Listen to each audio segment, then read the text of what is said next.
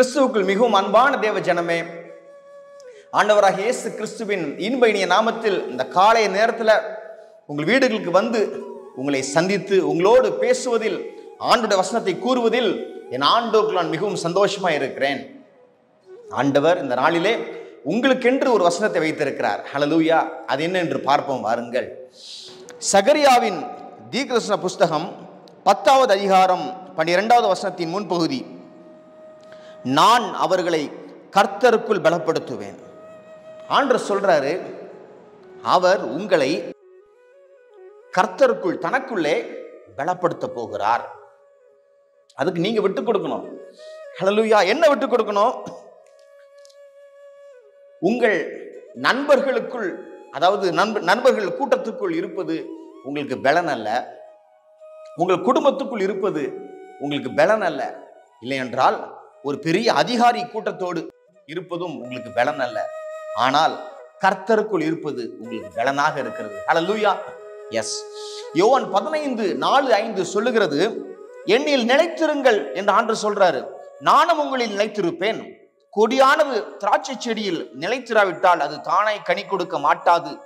அதுபோல நீங்களும் என்னில் நிலைத்திராவிட்டால் கனி கொடுக்க மாட்டீர்கள்.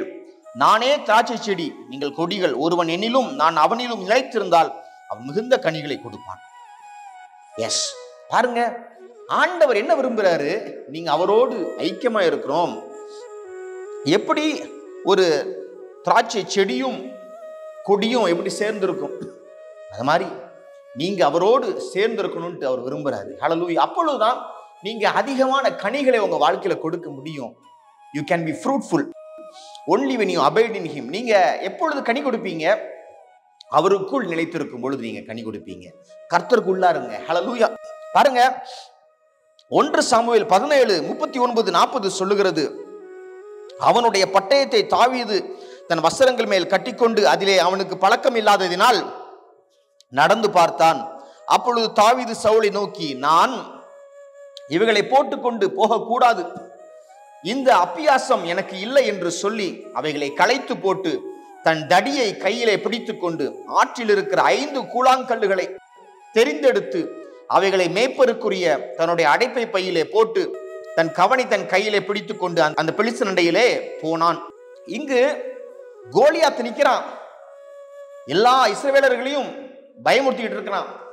தாவீது வாலிபன் போறாரு.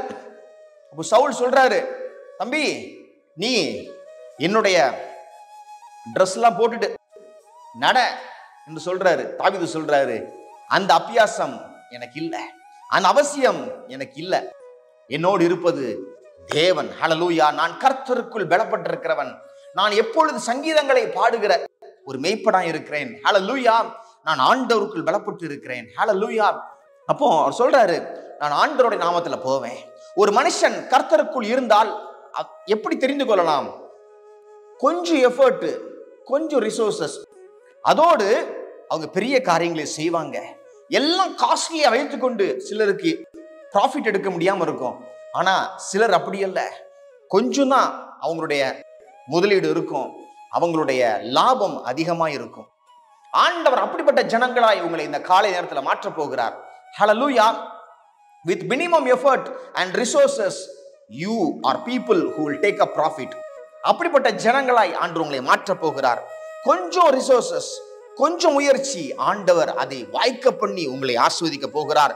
நடந்தது என்ன? கோலியாத் வீழ்ந்து போனான், தாவீது வெற்றி எடுத்தார். அவருடைய நேம் ஃபேமஸ் ஆயிருச்சு. ஹல்லேலூயா. எஸ். பாருங்க, அப்புறம் அன்னாள் என்கிற அந்த ஸ்திரீயை பார்க்கிறோம், அழுது கொண்டிருக்கிறாங்க. ஹல்லேலூயா. அந்த அவங்களுடைய கணவனுடைய இன்னொரு மனைவி அவங்கள ரொம்ப பேசுறாங்க, உனக்கு குழந்தையே கிடையாது அப்படின்னு சொல்றாங்க. அவங்க என்ன செஞ்சாங்க? கர்த்தருக்குள் பலப்பட்டார்கள்.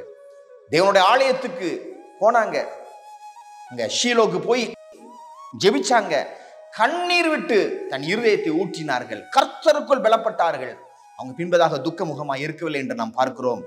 தாவீது சிக்லாக்ல இருக்கும் பொழுது தன்னோடு இருந்த எல்லா ஜனங்களும் கல்லெறிய முயற்சி பண்றாங்க. ஏன்? அவங்களுடைய மனைவிகள், பிள்ளைகள் எல்லாரையும் தூக்கிட்டு போயிட்டாங்க.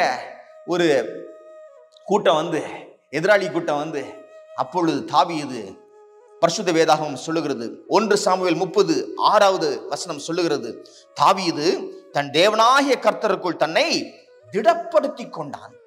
எஸ், எல்லாரும் உங்களை விட்டு போனாலும் ஒருவர் மாத்திரம் போக மாட்டார், கூட இருப்பார். யார் தெரியுமா? ஆண்டவராகிய இயேசு கிறிஸ்து. தாவீது தன் தேவனாகிய கர்த்தருக்குள் தன்னை திடப்படுத்தி கொண்டான். நீங்களும் தேவனாகிய கர்த்தருக்குள் திடப்படுத்திக் கொள்ளுங்க, கர்த்தருக்குள் பலப்படுங்க. ஆண்டவர் சொல்லுகிறார், நான் அவர்களை எனக்குள் பலப்படுத்துவேன் என்று காலை நேரத்தில் பேசிக் கொண்டிருக்கிறார். நாம் ஜெபிப்போம், வாருங்கள். ஆண்டவரே உமக்கு ஸ்தோத்திரம். ஆண்டவரே, எங்க ஃப்ரெண்ட்ஸ் எங்களுக்கு பலன் இல்லப்பா, எங்க குடும்பம் எங்களுக்கு பலன் இல்லை, எங்க குடும்பம் எங்களுக்கு ஆசீர்வாதம், ஆனா நீங்க தான் எங்களுக்கு பலன் அப்பா. எனக்கு அவனை தெரியும், இவங்களை தெரியும், அந்த அதிகாரியை தெரியும், இந்த அதிகாரி தெரியும் இல்லப்பா, நீங்க தான் எங்களுக்கு பலன், நீங்க தான் எங்களுக்கு பலன். ஆண்டவரே, நாங்கள் எங்கள் துக்கத்திலும் எங்களுடைய சந்தோஷத்திலும் உமக்குள் பலப்பட்டு உமக்குள் நாங்கள் கலிகூறுகிறோம். ஆண்டவரே, இந்த நாளிலே ஆண்டவர் இந்த ஜனங்களை உமக்குள் பலப்படுத்த வேண்டுமாக நான் ஜெபிக்கிறேன். உமையே அவர்கள் பலனாக கொண்டு வாழ வேண்டும் என்று சொல்லி அவர்களை ஆசீர்வதிக்கிறேன். ஆண்டவரே, பெரிய காரியங்களை செய்யும், உம்முடைய நாமத்தை மகிமைப்படுத்தி கனப்படுத்தும். நாளை உங்களுக்கு ஆசீர்வாதமாக இருக்கட்டும் சொல்லி அவர்களை ஆசீர்வதிக்கிறேன். ஆண்டவரே, நீர் அவர்களை ஆசீர்வதி. நன்றி அப்பா, நன்றி செலுத்தி இந்த ஜெபத்தை எங்கள் அன்பர் இயேசு கிறிஸ்துவின் நல்ல நாமத்தில் எடுக்கிறோம் எங்கள் வல்ல பிதாவே, ஆமென்.